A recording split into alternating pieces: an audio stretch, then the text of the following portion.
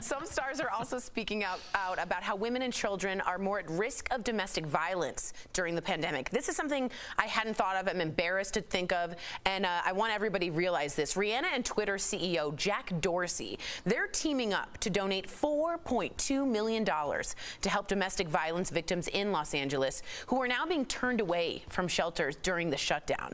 The money will cover housing, meals, counseling for 90 victims over 10 weeks. An additional 90 victims will receive support for another 10 weeks. And Angelina Jolie says social isolation might do more harm than good for kids in unstable homes.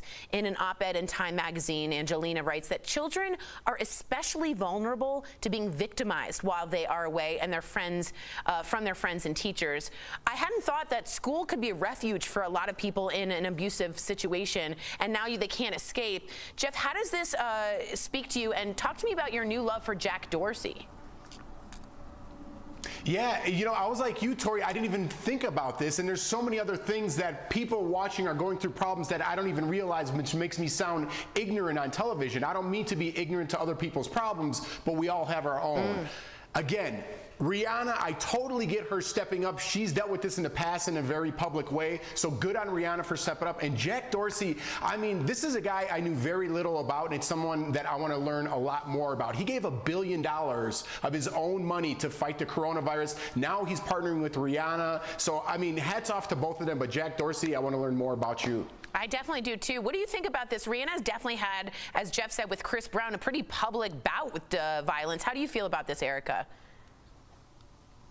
Well, I've been saying this for a couple weeks now because, to be honest, it's not that uncommon, unfortunately. And I've been encouraging people to check in on your friends. You know your friends and family members who are in compromised situations. You know the ones who are very vulnerable. And the issue right now is the fact that they are basically being quarantined with their captor. It might as well be jail for a lot of them. And that's only on the side of being captured, not actually being, hit or, taken advantage of. So be proactive about reaching out to people, but also understand that, have you seen your neighbor in a while? Have you heard from this person? These are indications that you need to check in or have someone do a well-being check. Such a smart idea. And guys, we are putting up some numbers for the National Domestic Violence Hotline. They are available 24/7 for anyone who just needs to talk. You can also go to the hotline.org. Important to bring up these sort of things in the shadows that you don't think about. That's what DBL is here for.